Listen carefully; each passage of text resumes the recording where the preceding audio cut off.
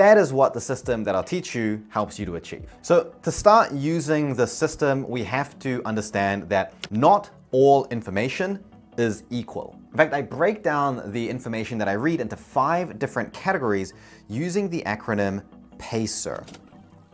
And it's important to be able to identify which category the information you're reading to belongs to, because for each category, there are specific targeted processes that then help you to deal with and manage that information more effectively. And when we use the wrong process for the specific category of information, it makes remembering and understanding what you read much harder, much more time consuming, and much less effective, in that you're more likely to forget what you read. It also increases the chance of you entering the passive mode of reading, which is where you get to the bottom of a page and you can't even remember what you just read. So the system goes like this. In the first part, where we are consuming information, we want to identify which category what we are consuming belongs to using the PACER acronym. Then during stage 2, we digest what we have read using the targeted process for that category,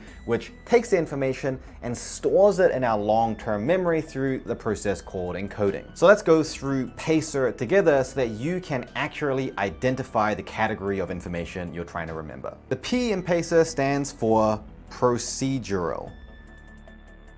And procedural information is any information that tells you how something should be executed. For example, this is a book that I used during medical school that taught me about how to do a clinical examination, like listen to a heartbeat or take someone's blood pressure. And a lot of the information in this book is about the correct technique to perform the examination. And some subjects and domains have a lot of procedural information. Some great examples of this would be coding and languages. And the targeted process for working with and mastering this type of procedural information is practice.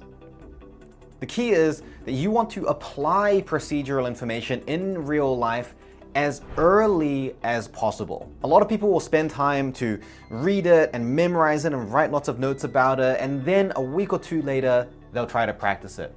But by then, it's too late. We've already forgotten a lot of it, and a lot of that time is just wasted. Instead, as soon as you take that procedural information into your brain, try to apply it and practice it as early as you can. Now, straight away, we run into a problem with using this approach. What if we're reading something and we don't have time to practice it right now? The answer is you either move on to something else, or you stop consuming anything and you wait until you have time to practice it. But you do not waste your time trying to just memorize it on the spot. Because here is the crucial part about learning that everyone overlooks. The 2 stages of consuming and digesting must always be balanced.